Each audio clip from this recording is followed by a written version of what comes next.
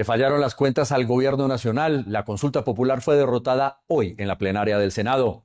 Tras un acalorado debate y en medio de una polémica votación, la iniciativa del presidente Petro fue derrotada por 49 votos contra 47. La tarde iniciaba con buen ambiente para el gobierno nacional en la plenaria del Senado, ante la votación a favor para que sea discutida nuevamente la reforma laboral, que fue hundida recientemente. Tras ese logro, llegaba la prueba de fuego, lograr que se aprobara la consulta popular, con la que el gobierno haría 12 preguntas sobre el sistema laboral colombiano. A mucho honor, vamos a hacer todo lo necesario para que este gobierno no tenga los recursos del presupuesto nacional a disposición de la politiquería para seguir llenando los bolsillos a través de una jugadita sucia. Por eso, y siempre lo he dicho, es que la gente, es que el país ciudadano, es que la ciudadanía detesta la política y le asquea la política. El momento llegó y el recinto se inundó en gritos de lado y lado. Con el voto manual del senador Edgar Díaz por el no. Espere un segundo. Repitamos la votación. Repita la votación. Incluso así fue captado el ministro del Interior cuando se hacía el conteo de los votos.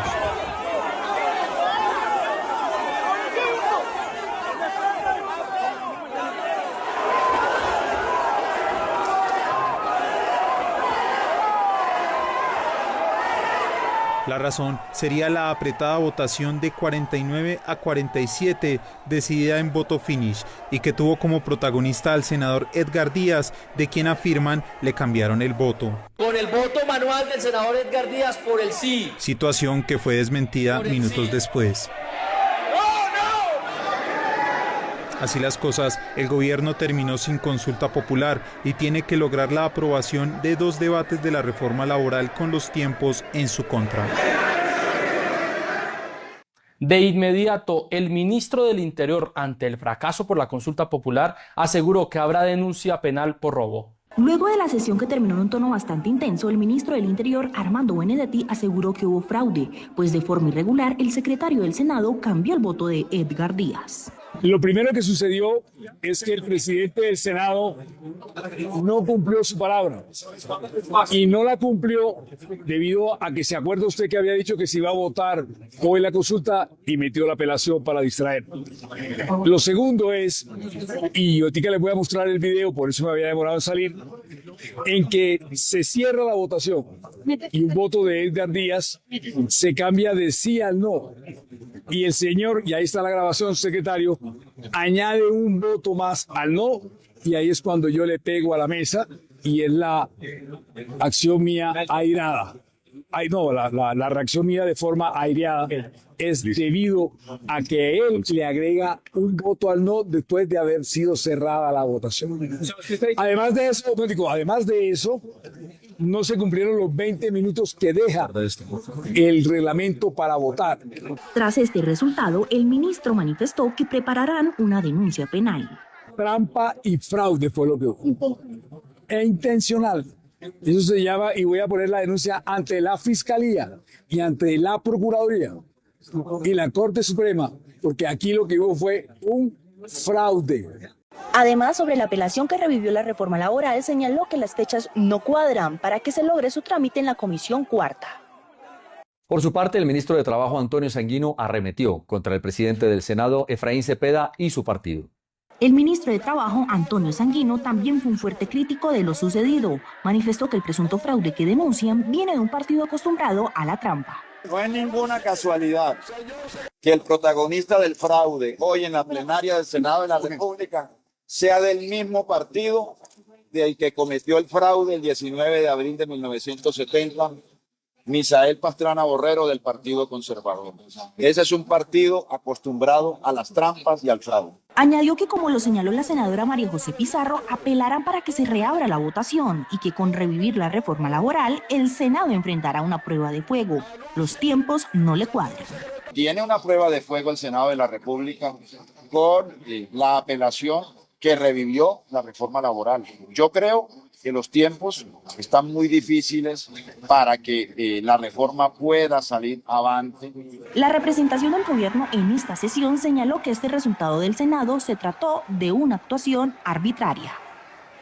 Desde China, en la cumbre de la CELAC, el presidente de la República, Gustavo Petro, aseguró que la consulta popular no se hundió, que hubo fraude, hizo un llamado a movilizaciones masivas. Desde China, el presidente Gustavo Petro reaccionó en su cuenta de X al hundimiento de la consulta popular en la plenaria del Senado.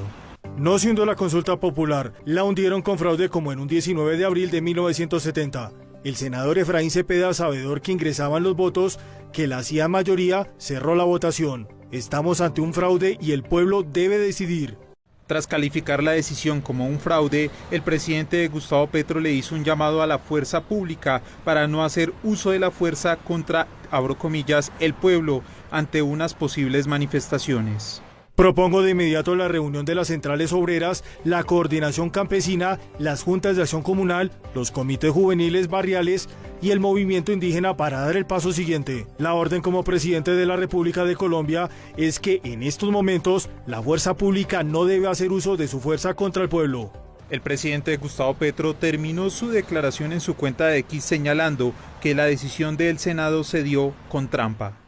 La polémica estalló por aparentemente el cambio de un voto, así lo aseguraba el ministro del Interior Armando Benedetti. Sin embargo, el protagonista, el senador Edgar Díaz, asegura que votó por el no. Con el voto manual del senador. En medio de la votación a la consulta popular en el Senado, el voto del senador Edgar Díaz ha generado polémica, luego de que inicialmente dijeran que su voto era por el sí. Sin embargo, de inmediato aclararon que no. El senador, por medio de su cuenta X, aclaró cuál fue su voto en la plenaria. Mi voto público y por decisión de bancada siempre fue no. Aunque algunos traten de confundir a la opinión pública, no cambiará la decisión legítima y democrática que tomamos en el Senado, hundiendo esta innecesaria consulta. Sencillamente se hundió la consulta por mayoría. El voto del senador fue clave en la apretada votación en la plenaria. Desde el Congreso de la República también hubo opiniones divididas por el hundimiento de la consulta popular.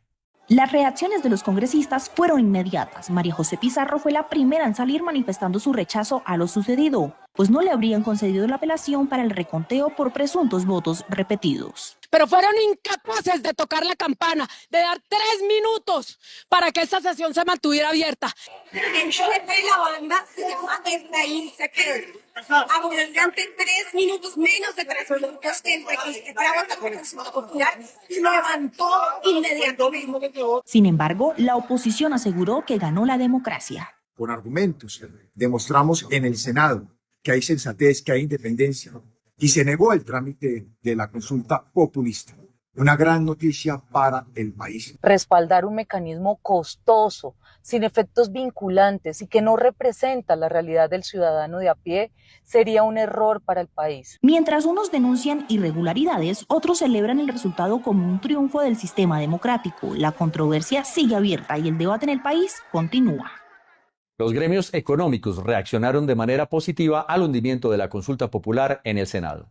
No se hicieron esperar las reacciones de los gremios al señalar que la decisión del Senado de la República es un mensaje de independencia al gobierno nacional. Se insiste en trabajar en un proyecto de consensos para mejorar el mercado laboral colombiano. Está demostrando que existen en Colombia divisiones del poder y que pueden trabajar de manera armónica, pero de manera independiente. Le hacemos una invitación al gobierno nacional para que construyamos entre todos una política de concertación laboral que conduzca a tomar la mejor decisión posible para el país. Asimismo, se considera que era una consulta innecesaria, politizada y que requería de millonarios recursos que en la situación fiscal del país era mejor evitarla. Era una consulta innecesaria, una millonaria inversión de 800.000 millones de pesos que pretendía revivir el proyecto de ley de reforma laboral. Eso era botar 750.000 millones de pesos a la caneca, cuando el país los necesita para apoyar a los jóvenes, a los estudiantes, a los que les quitaron los subsidios a los créditos del ICETEX. Se espera un mensaje de construcción de parte del gobierno tras el hundimiento de la consulta. Y en diálogo con Noticentro 1, el excontralor de la República, Carlos Felipe Córdoba, aseguró que la consulta popular no era necesaria para el país. Ante el hundimiento de la consulta popular, el excontralor general de la República, Felipe Córdoba, propuso al Congreso respaldar un proyecto de ley que ajusta temas laborales. Deberían más bien ahorrarse esos 750.000 millones de pesos en tantas cosas que necesita el país y aprobar el proyecto de ley que resuelve el tema de las horas extras, resuelve el tema de dominicales, resuelve adicionalmente el tema de la jornada. El excontralor criticó que se mantengan mecanismos que siguen generando altos costos para el Estado cuando ya existe una alternativa jurídica viable. Recalcó que el proyecto del Partido Liberal permitiría cumplir con las obligaciones laborales sin afectar el presupuesto público. La Fiscalía General le formuló cargos al exdirector del Departamento Administrativo de la Presidencia, Carlos Ramón González, por el escándalo de la Unidad Nacional de Gestión del Riesgo. La Fiscalía General de la Nación anunció que formulará cargos y solicitará medida de aseguramiento contra Carlos Ramón González. El exdirector del Departamento Administrativo de la Presidencia es investigado por presuntamente dar orden para que se desembolsaran más de 3.000 millones de pesos para los expresidentes del Senado y Cámara, Iván Name y Andrés Calle. Carlos Ramón González tendrá que responder por los delitos de cohecho, por dar u ofrecer, peculado por apropiación en favor de terceros y lavado de activos. La diligencia se adelantará ante el Tribunal de Bogotá. Colombia formalizó el ingreso a la ruta de la seda, así lo afirmó el presidente de la República, Gustavo Petro, desde China. Beijing, el presidente Gustavo Petro firmó un memorando con China que busca estrechar la cooperación en tecnología, infraestructura, energía limpia y comercio exterior. Ya entramos a la ruta de la seda. Esto nos permitiría algo que yo he vuelto frase, pero que tiene que ser realidad. Colombia, el corazón del mundo. Con este acuerdo, Colombia espera aumentar exportaciones como café, cacao, camarón y atún y atraer inversiones en sectores estratégicos. También se promoverá el despliegue de fibra óptica submarina para avanzar en tecnología y conectividad desde el Pacífico colombiano. El presidente se pronunció sobre el miedo a que este acuerdo fracture la relación con Estados Unidos. Pues yo espero que Estados Unidos permita seguir siendo socios de tú a tú. El acuerdo marcará un giro en la política exterior colombiana y abre una nueva ruta comercial con Asia. No cesan las críticas y la polémica en torno a las declaraciones del ministro de Salud sobre la presión que ejerce el gobierno para buscar la reforma del sistema. Hoy incluso fue impuesta una denuncia en su contra. Recientemente circuló en redes sociales un video donde el ministro de Salud, Guillermo Alfonso Jaramillo, menciona que tendrían cuidados intensivos a las EPS para que salga la reforma. Entonces los tenemos en cuidados intensivos a las EPS ahí para que salga la reforma. Porque en la reforma nosotros hemos planteado que hay que pagar las deudas. Esto generó fuertes reacciones de políticos preguntándose cuál sería el destino de un colombiano con la actualidad que vive el sistema. Al ministro hay que preguntarle qué pasa si hoy un colombiano se muere por falta de medicamento o por falta de tratamiento. ¿Va a ser el ministro el que va a asumir esa muerte? Pero dos, todas las EPS que están siendo intervenidas por el gobierno actual son las que más quejas tienen, las que más deudas tienen y las que menos están atendiendo.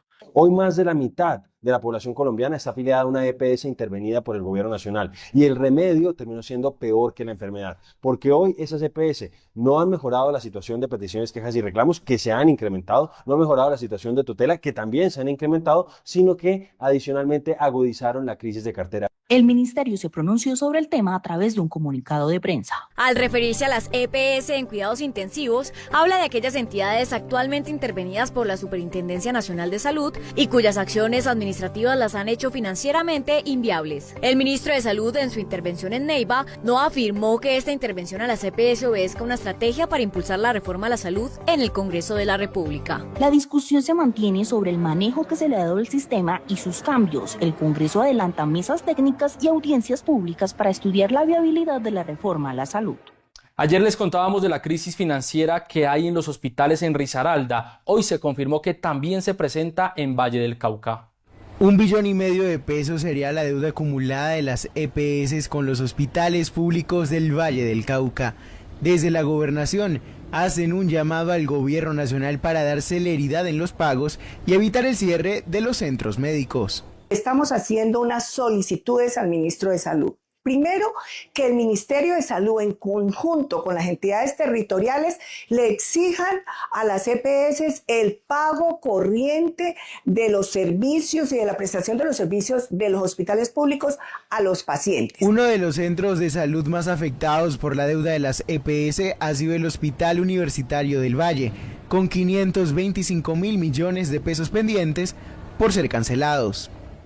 Las autoridades instan al gobierno del presidente Gustavo Petro a tomar las acciones necesarias para abordar esta problemática. La Comisión Interamericana de Derechos Humanos denunció hoy a través de un informe que el canal oficial RTBC y su director Holman Morris están incurriendo en abusos, censura y falta de independencia. La Comisión Interamericana de Derechos Humanos lanzó una advertencia sobre el manejo editorial de RTBC, el sistema de medios públicos en Colombia, al considerar que se estarían omitiendo temas que podrían resultar desfavorables para el gobierno del presidente Gustavo Petro. Se recibió información de que RTBC no estaría operando con independencia, omitiendo temas percibidos como desfavorables para la administración del presidente, lo que resultaría en una falta de acceso a información completa e imparcial, especialmente para quienes tienen acceso limitado a otras fuentes de información. Pero esa no fue la única alerta. La CID también cuestionó la idoneidad del personal vinculado a la producción de contenidos. Hay preocupación por la asignación de contratos en RTBC a activistas e influencers sin formación o experiencia periodística, lo que genera dudas sobre su idoneidad para ocupar ciertos cargos dentro de la entidad. RTBC ha estado en el centro del debate desde que varios periodistas denunciaron presiones internas y cambios editoriales tras el nombramiento de nuevos directivos cercanos al gobierno. Aunque el gobierno defendió la autonomía de RTBC, el organismo internacional pidió tomar medidas urgentes para proteger la pluralidad informativa y defender la transparencia en los medios del país. En las últimas horas, el exdirector de Planeación Nacional, Alexander López, fue nombrado como procurador delegado. Alexander López será el nuevo procurador delegado para la gobernanza territorial, según consta en el decreto 0475 firmado por el procurador general Gregorio El Hash, el cual menciona lo siguiente. Comunicar la presente decisión a Alexander López Maya por intermedio del Grupo de Gestión de Personal, División de Gestión Humana de la Procuraduría General de la Nación. Alexander López recientemente renunció a su cargo como director de Planeación Nacional del presidente Gustavo Petro y ahora se sumará a los cargos directivos en la Procuraduría General. López fue expresidente del Congreso y tras un fallo del Consejo de Estado salió del Legislativo. Y en el dato del día, Fedesarrollo alertó sobre una nueva caída en el índice de confianza del consumidor. El índice de confianza que mide Fedesarrollo cayó en abril a niveles de menos 8,6%, lo que representó un deterioro de 1,5 puntos porcentuales frente a marzo. La confianza de los hogares pierde terreno y las expectativas para los próximos meses también es negativa en 6,6%. La incertidumbre de la economía, las tensiones comerciales y el leve incremento de la inflación afectaron este indicador. La vivienda y los vehículos fueron los sectores más afectados. Y en noticias internacionales, máxima preocupación en Estados Unidos. Más de 80.000 muertes por sobredosis registran las autoridades. Estados Unidos reportó 80.000 muertes por sobredosis de drogas en 2024. Aunque la cifra sigue siendo alta, representa una caída del 27% respecto a los más de 110.000 fallecidos registrados en el año 2023. Se trata de la mayor reducción anual desde que se lleva este registro. Los opioides sintéticos, especialmente el fentanilo, siguen siendo la principal causa de las muertes. Sin embargo, las autoridades destacan que los esfuerzos combinados de prevención, acceso a tratamientos y reducción de suministro ilegal han comenzado a mostrar resultados. En estados como Vermont, Rhode Island y Pensilvania, las muertes se redujeron en más del 30%. Pese al descenso, los niveles actuales aún superan con creces los registrados antes de la pandemia del COVID-19, cuando el país reportaba alrededor de 70.000 muertes por año. Personaje. Soy Ramiro Avendaño. Hoy en Personajes, David Luna, precandidato presidencial. David, bienvenido a Noticentro 1. Ramiro, muchas gracias por esta invitación. Muy feliz de estar acá con ustedes esta noche. David, tú te has caracterizado por tener un lenguaje muy claro, muy cercano, en ser muy preciso en tus ideas. ¿Cuáles son las principales necesidades de los colombianos? Ramiro, yo llevo 27 años de mis 50 dedicado al servicio público, sin una sola sanción, sin una sola investigación, sin un solo escándalo de corrupción. con ejecutorias, entendiendo lo que la gente siente y sufre, porque la política es el arte de servir, no la actividad para servirse. Y yo creo que hay dos problemas muy complejos en el país. El primero, la billetera. Hace falta plata en la economía familiar. ¿Por qué? Porque hay una crisis de luz y de gas que aumentaron los precios. Porque hay una crisis de salud que nos está obligando no a que el sistema nos dé los medicamentos, sino a que nos gastemos plata de nuestra billetera. Y tres, porque hay una crisis de seguridad donde la gente está siendo chantajeada, boleteada, extorsionada. Entonces, ese problema, el de la billetera, es fundamental resolver. Y el segundo, tal vez el más importante de todos, el liderazgo. Colombia necesita unir, Colombia no puede seguir pensando en destruir, Colombia necesita construir, no en polarizar. Y para eso necesitamos líderes que quieran sumar, que quieran entender que todos podemos aportar un grano de arena.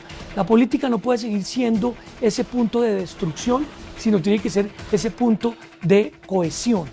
Bien, David, sobre el primer punto, economía, me lleva a la famosa campaña de Bill Clinton donde se filtra es la economía, estúpido, alrededor de todo. Nosotros en el canal defendemos las libertades y con mucha fuerza las libertades económicas. Creemos o estamos convencidos que detrás de eso, y lo acabas de mencionar, y es que para la libertad económica pasa también por la seguridad. Hablemos un poquito de seguridad, de cómo la seguridad le quita la posibilidad a la gente de progresar y qué propondrías hacer en materia de seguridad.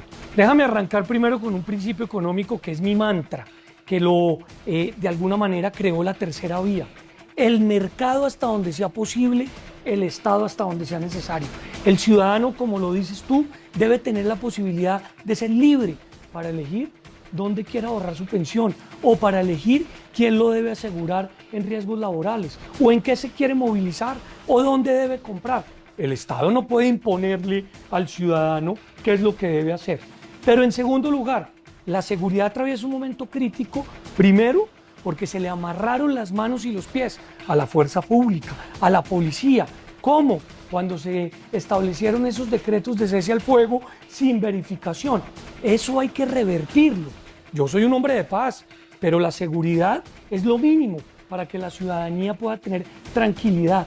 La seguridad no es propiedad de la derecha ni de la izquierda, es un derecho que tenemos todos los colombianos y hay que recuperarlo, obviamente entendiendo que quien delinque debe tener una sanción. Claro, resocializando a esa persona, pero finalmente una sanción. David, ¿hace falta una reforma a la justicia o hace falta una reforma a la forma como aplicamos la justicia? Yo vengo del mundo de la tecnología y tú lo sabes. La justicia lo que necesita es tecnología. En estos momentos tenemos más de 1 millón de expedientes en el atraso total. Con inteligencia artificial, sobre todo los de pequeñas causas, podrían evacuarse de manera inmediata en un 30 o en un 40%, permitiéndole a los jueces de la República o a los fiscales que la inteligencia artificial, que no es un tema de futuro, es un tema de presente, analice, cruce la información y le dé 3 posibles soluciones de fallo. Si no hay justicia, no hay tranquilidad, no hay seguridad y este país requiere ejercer la justicia. David, cosas por ejemplo como el porte ilegal de armas, que digamos que ya está tipificado en el Código Penal, pero pareciera que no se aplica como debe ser. Ese tipo de cosas, ¿cómo deben manejarse? Pero es que hay todo tipo de delitos que parecen que fueran conductas permitidas. El porte ilegal de armas, por ejemplo, que claramente está señalado como un delito. La gran mayoría de los delitos en Colombia se cometen evidentemente con armas ilegales. ¿Por qué no actuamos respecto a ellos? Simplemente porque se captura al delincuente y se deja en libertad. ¿Sabes, entre otras, por qué? Porque no hay una base de datos totalmente sintonizada con qué es lo que pasa con el delincuente. Pues el delincuente se roba un celular, lo capturan, a los 3 o 4 días recupera la libertad. ¿Y sabes por qué? Porque no hay un seguimiento de cuáles han sido sus reincidencias. La reincidencia hay que sancionarla con efectividad en Colombia. Bien, yo creo que el tema de tecnología definitivamente es una solución práctica a atender el problema. Devolvámonos a una cosa que me pareció muy importante sobre el tema de las libertades y de la tercera vía. Hay, digamos, unos modelos donde el Estado prevalece que a mi modo de ver infantilizan a la gente. ¿Tú crees, David, que los colombianos son personas que necesitan que les digan qué hay que hacer o que somos suficientemente inteligentes para tomar decisiones? Mire, yo creo que no hay que renunciar nunca a la pedagogía, como ustedes no renuncian a profundizar la noticia. Los colombianos somos tal vez muchas cosas, pero lo único que no somos es brutos. Lo que necesitamos es la información para analizarla y para tomar nuestra propia decisión. Ese cuento de que hay unas corrientes políticas que simplemente lanzan mensajes y la gente las absorbe y punto, no. Todo ciudadano, todo televidente analiza y toma su propia decisión. Yo por eso lo que quiero señalar hoy es que esas libertades deben atravesar desde la libertad de información, pasando por la libertad de decisión, pasando por la libertad económica, pasando por la libertad de prensa. ¿Qué es la libertad económica? Para que lo entendamos filosóficamente, no es que un presidente cualquiera que sea nos imponga un modelo, es que yo, ciudadano, pueda escoger dónde comprar los tomates que son más baratos, que son de mejor calidad y que me gustan más, sean orgánicos o no, o lo propio con una bicicleta, o lo propio con un carro, o lo propio con una vivienda. A mí no me pueden imponer como ciudadano cómo informarme o no me pueden imponer cómo escoger. Eso es libertad. Y a mí me parece que ese es un punto que va a ser definitivo en esta contienda presidencial. David, ¿cómo conectamos eso con salud? Pues con salud es muy sencillo. Yo como ciudadano quiero escoger cuál es el médico que me atiende, cuál es el mejor medicamento. Hoy nos están restringiendo esa posibilidad por una lucha política, por una lucha ideológica. La salud no tiene partido. O yo les pregunto a ustedes, ¿el actual presidente es quien los atiende cuando ustedes tienen una falla del corazón? ¿O un expresidente es el que los atiende cuando ustedes tienen una falla en el ojo? No, es el sistema el que de alguna u otra manera tiene mucho que mejorar, pero tiene que entender que su forma, su objeto, su necesidad es el ciudadano, es el paciente. Ustedes y nosotros y todos debemos tener derecho a escoger la mejor salud. Si es pública, pues la pública. Si es mixta, pues la mixta. Si es privada, pues la privada. Pero algo más importante es que el sistema de salud no lo financia el gobierno, no lo financia el presidente de turno, lo financiamos tú, yo, todos los empleados, todos los empleadores, que mensualmente hacemos un aporte muy importante que representa la sostenibilidad de la salud. David, hay un reconocimiento general de que la salud en Colombia funciona bastante bien, es más buena que mala. Pero por otro lado, además, hay un reconocimiento de que hay muchas cosas que mejorar y que ha habido corrupción. Esa idea de que esa corrupción que ha habido en la práctica entre lo público y lo privado, porque hay que reconocer que la corrupción no es solo de lo público y no solo de lo privado, es una combinación. ¿Esa corrupción se solucionaría con que se maneje todo desde lo público? Evidentemente en el Estado y en lo privado ha habido corrupción. Y para enfrentar la corrupción hay que entender que su peor enemigo es la tecnología. El algoritmo, el computador, no diferencia entre el político corrupto de izquierda o de derecha. Simplemente identifica dónde está la ausencia de ese dinero. Yo ya lo dije, vengo de ese mundo. Hay que meterle tecnología a la lucha contra la corrupción, pero adicionalmente, Ramiro, hay que meterle contundencia. Extinción del dominio para lo que se roba el corrupto, pero también para todo su patrimonio, la casa, el carro, la beca, que son fundamentales porque los dineros públicos son intocables, los dineros públicos son sagrados. Todo esto para decirte que en el sistema de salud, claro, que había corrupción y se tenía que evitar, pero no destruyendo un principio básico, que es el de solidaridad. Acá, el que menos tiene la misma salud del que más tiene, porque todos aportamos. De eso es que se trata la solidaridad. Eso es lo que lamentablemente se está desboronando. David, lo que nuestras audiencias nos dicen es, sí, el sistema tiene oportunidades de mejora, hay que mejorarlo, pero no confiamos en que el Estado lo administre. Es que es cierto, el Estado administró hace 30 años el Instituto de Seguros Sociales y le pueden preguntar a sus abuelos o a sus padres si son de esa generación, ¿cómo sufrieron esa estatización?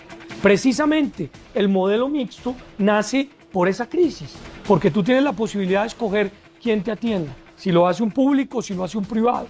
Acá lo importante es ver de qué manera nos preocupamos es por el paciente, no por la EPS, no por la IPS, por el paciente. Y después, por supuesto, por el médico, por la enfermera, por el auxiliar de salud, que son los que incluso con un riesgo altísimo están trabajando gratuitamente porque hoy no les están pagando.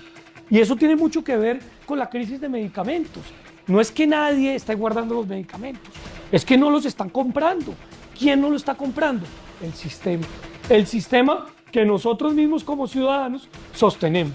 Así que el tema de salud es prioritario porque vuelvo a la billetera. Hoy en día, más plata de tu billetera te estás gastando mensualmente en salud porque el sistema no está funcionando. Entonces, ¿quién termina siendo el golpeado? ¿El de un partido, el de otro partido, el de una corriente, el de otra corriente? No, el ciudadano. Y eso es lo que yo no voy a tolerar. David, conecto eso con el otro punto del que nos hablaste. Nos hablaste de billetera y liderazgo, ¿sí? Y en liderazgo aquí nos estás dejando bastante claro que es tu liderazgo sería un liderazgo basado en tomar decisiones con información, en uso profundo de tecnología, digamos de la racionalidad, supongo yo, de conocerte, digo, con compasión. Háblanos de lo que hace falta en Colombia para inspirar a la gente. Un líder tiene no solamente que inspirar, sino con ejemplo debe demostrar que es posible transformar una sociedad.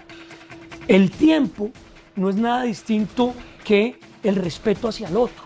Si yo te invito a ti a esta entrevista como me invitaste tú, pues yo llego 5 minutos antes o 10 minutos antes porque es tu tiempo y es el mío. Pero 2, si yo todo el día estoy controvirtiendo y atacando, no estoy sumando. Entonces yo he dicho, yo tengo como premisa proponer. Criticar por criticar es simplemente una estrategia politiquera. 2, yo no renuncio a la pedagogía. Yo creo que a los colombianos hay que explicarles el detalle. 3, la política no es un teatro. Uno no hace esto para los likes o para las tendencias. Lo hace para resolver los problemas y mejorar la calidad de vida. Y 4, escuchar no es ceder. Y escuchar te hace un gran líder. En ese sentido, ¿qué necesita Colombia? Entender que hay puntos que nos unen. Entender que no hay que dedicarnos a criticar al actual, sino a ver de qué manera logramos que le vaya bien. Pero entender que importante es transmitir tu posición. Y acá hay un punto fundamental. Yo solo me comprometo con lo que soy capaz de cumplir. Yo perdí las elecciones hace unos años a la alcaldía de Bogotá. ¿Sabes por qué las perdí? Porque alguna persona me dijo, si usted promete eso, esas encuestas se van a disparar. Yo preferí no hacerlo, porque sabía que eso no se podía cumplir. De eso es que se trata esta nueva generación.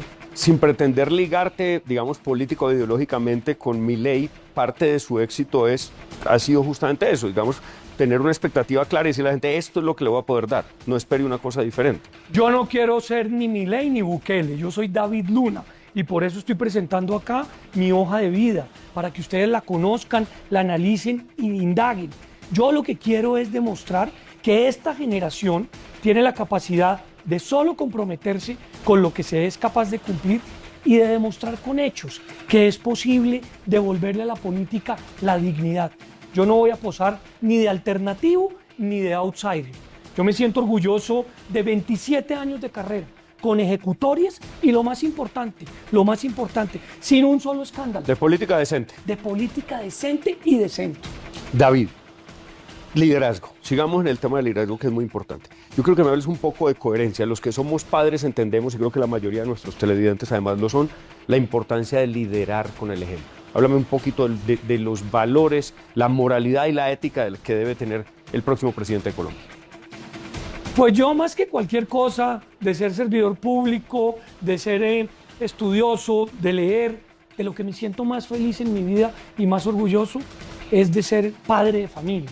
Yo tengo a Julieta de 8, a Alejandro de 5 y a mi esposa Lauri, con quien he construido un hogar donde hemos tratado de enseñarle a nuestros hijos valores. Además del valor de la verdad, además del valor de la solidaridad, además del valor, obviamente, de construir conjuntamente el valor de amar profundamente a Colombia. Y en ese sentido, yo creo que el liderazgo evidentemente nace en tener principios sobre, 1, la familia, sobre 2, en mi caso, la existencia de Dios, y obviamente la gratitud hacia él permanentemente, pero 3, en no alardear permanentemente de lo que es uno, sino transmitir lo que uno cree con la experiencia puede transformar. Y yo donde he estado, y excúsame Ramiro mencionar este ejemplo, pues siempre he sido considerado como sobresaliente. Pero más allá de eso, yo arranqué mi carrera desde el principio. Es que yo fui miembro de la corporación de vecinos o de la Junta de Acción Comunal de mi barrio. Y escalón tras escalón, como edil, como concejal, como representante, como viceministro, como consejero, como ministro, como senador, he hecho la escalera. Yo no me he brincado ningún escalón. ¿Y sabes por qué? Porque eso es lo que hace al ser humano. Aprendizaje y experiencia. Gracias, David, por estar esta noche en Personajes de Noticentro 1. No, Ramiro, gracias a ti y gracias a ustedes por defender la libertad de prensa. La pregunta del día. ¿Cree usted que a la hora de elegir el próximo presidente de Colombia se debe priorizar la coherencia y los valores personales? ¿Usted qué opina? No, estoy totalmente de acuerdo. Los valores serán fundamentales para un próximo gobierno que una el país, que entienda que Colombia debe, como nación, construirse con todos, no con unos solos. Y obviamente la coherencia para saber qué es lo que hemos hecho, cómo lo hemos hecho y cómo lo queremos hacer. Continuamos con más Noticentro 1. Resultados al sondeo de ayer. Ecopetrol debe mantener la naturaleza de su negocio en materia de exploración de petróleo y gas. Sí, 74,3%. No, 25,7%. Personajes. Un polémico caso de los años 90 en Estados Unidos, el de los hermanos Menéndez, quienes asesinaron a sus padres, sufrió un nuevo giro, pues hoy un juez les redujo la condena y podrían buscar la excarcelación domiciliaria. A un paso más de la libertad, los hermanos Menéndez, condenados a cadena perpetua y sin derecho a libertad condicional por el asesinato de sus padres en 1989, lograron una nueva sentencia por parte de un juez de Estados Unidos, quien le redujo la pena a 50 años de prisión, lo que los hace elegibles para comparecer ante una junta de libertad condicional. En la audiencia, ambos hermanos asumieron la responsabilidad del asesinato. Disparé las 5 balas contra mis padres y volví a recargar. Mentí a la policía, mentí a mi familia, lo siento mucho. Cometí un acto atroz contra 2 personas que tenían derecho a vivir, mi papá y mi mamá. Hoy, 35 años después, me siento profundamente avergonzado de quién fui. Los hermanos tienen programada una comparecencia ante la Junta de Libertad Condicional el 13 de junio, como parte de un informe de evaluación de riesgos que ordenó el gobernador de California para ayudar en su decisión de clemencia. El presidente de los Estados Unidos, Donald Trump, levantó las sanciones contra Siria y anunció acuerdos con Qatar. Tras más de 25 años sin un encuentro diplomático entre Estados Unidos y Siria, el presidente Donald Trump en su gira por el Golfo se reunió con su homólogo interino sirio, Ahmad al-Shara, un encuentro histórico entre ambos mandatarios. Este encuentro se da luego de que Trump sorpresivamente anunciara el levantamiento de sanciones económicas para Siria. Por otra parte, Qatar firmó un acuerdo de $200 mil millones para comprar aviones de Boeing. But you're right, it's actually 200, including the 40, so it's over $200 billion. But 160 in terms of the jets, that's fantastic. Trump con este viaje ha dejado claro que cerrar negocios económicos con los países árabes ricos es su principal prioridad. Uruguay se prepara para una multitudinaria despedida del expresidente José Mujica. El país vive 3 días de luto. Montevideo se vistió de luto para despedir al expresidente uruguayo José Pepe Mujica. Miles de ciudadanos acompañaron el cortejo fúnebre que recorrió las principales avenidas de la capital de Uruguay, mientras cientos de personas conmovidas coreaban frases como "Grande Pepe" y "El pueblo contigo", al mismo tiempo que aplaudían el paso del féretro. El recorrido fue desde la Torre Ejecutiva hasta el Palacio Legislativo, donde será velado en la Capilla Ardiente hasta el jueves 15 de mayo, para que el pueblo pueda brindarle su último adiós. Por su parte, el presidente de Uruguay decretó 3 días de duelo nacional, en honor al líder que marcó una era política latinoamericana. A los homenajes acudirán múltiples presidentes y jefes de Estado. Pepe será cremado y sus cenizas descansarán bajo un árbol centenario en su casa de Rincón del Cerro, junto a su inseparable perrita Manuela, símbolo de su vida austera. Desde Roma, el Papa León XIV llamó al cese de la violencia global y dijo que podría ser mediador de guerras. El Papa León XIV hizo un llamado urgente a la comunidad internacional para detener los conflictos armados que golpean el mundo. El pontífice ofreció formalmente su mediación para facilitar el diálogo en los principales escenarios de guerra. Perché questa pace si diffonda, io impiegherò ogni sforzo. La Santa Sede è a disposizione perché i nemici si incontrino e si guardino negli occhi, perché ai popoli sia restituita una speranza e sia ridata la dignità che meritano, la dignità della pace. En su mensaje dejó claro que el pueblo no quiere más sufrimiento ni destrucción, sino soluciones pacíficas y duraderas. El Papa León XIV abrió nuevamente las puertas del Vaticano y recibió en audiencia al tenista número 1 del mundo. La sección de conocimiento.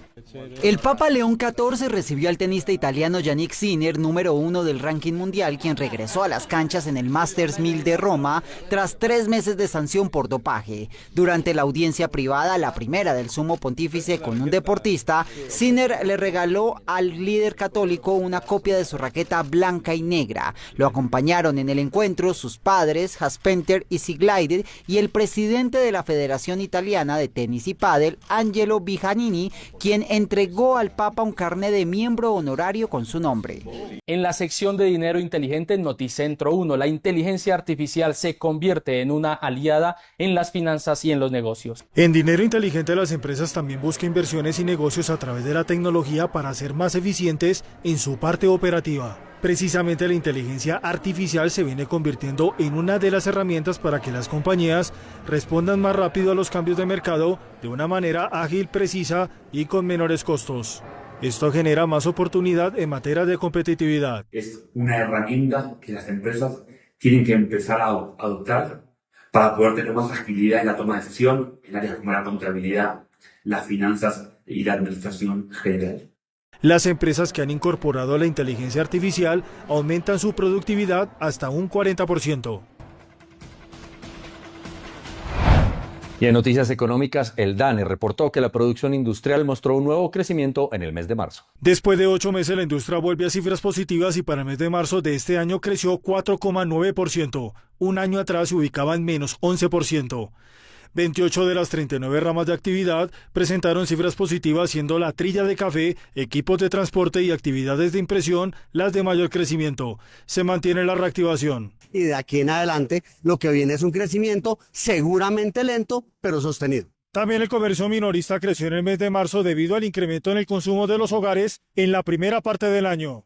Lo que hemos visto es un mayor gasto de los hogares, particularmente referido a bienes durables como pueden ser los vehículos, las motocicletas y los electrodomésticos, que hacen que el comercio crezca, pero también que la industria nacional comience a crecer en estos sectores y en otros. Se espera que estos sectores sigan impulsando la economía nacional. En las últimas horas, la Agencia Nacional de Tierra recuperó más de 1.500 hectáreas de tierra que estaban en poder de exparamilitares.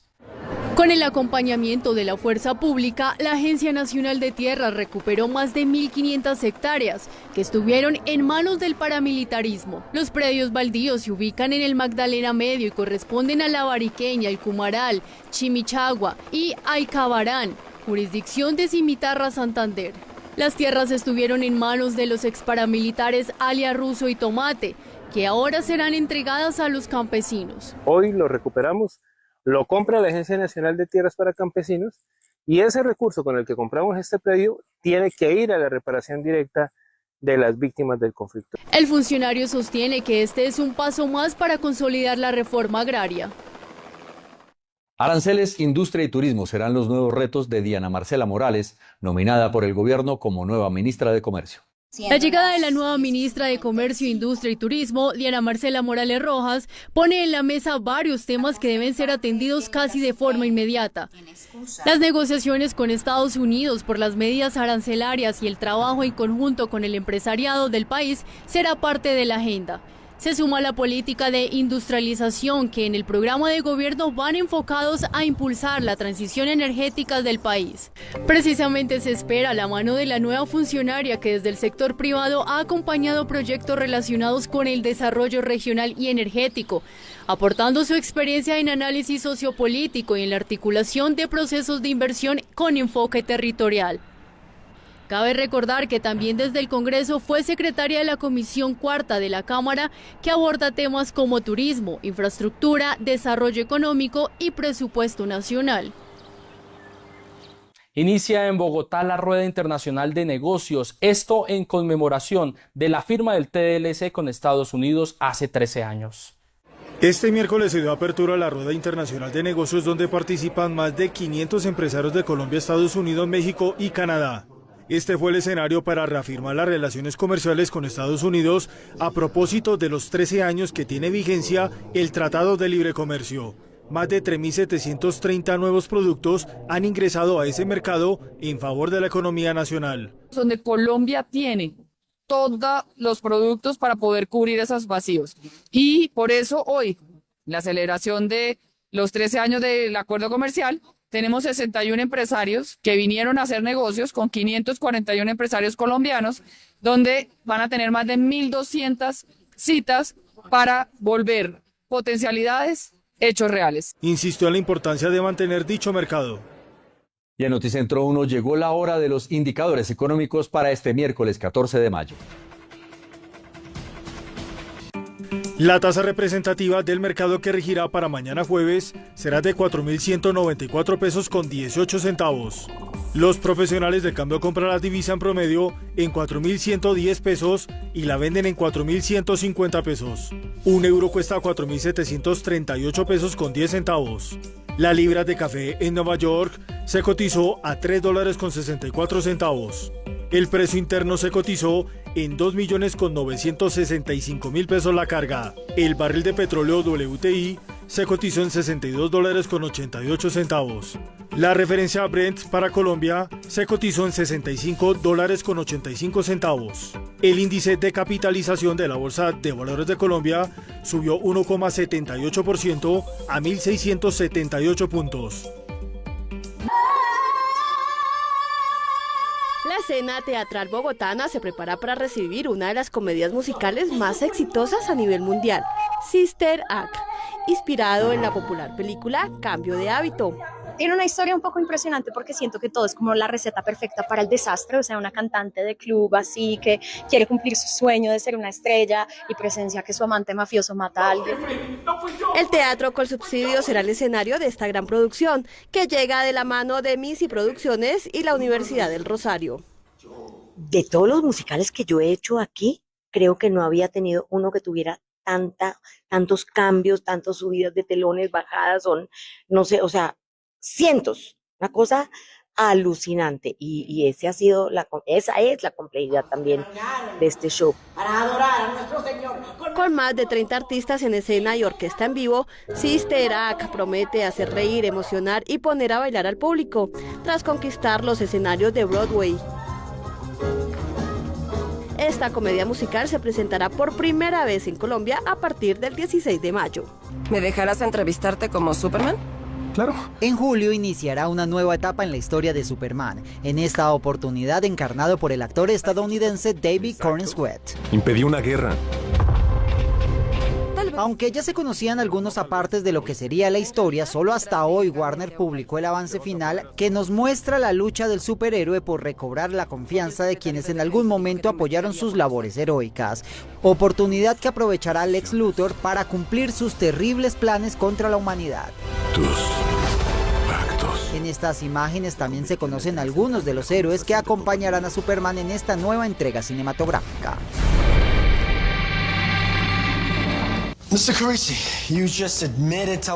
Juan Pablo Raba sigue brillando en la televisión estadounidense. Ahora se une a la temporada 26 de La Ley y el Orden, interpretando un abogado defensor en un episodio dirigido por el aclamado cineasta Juan José Campanella.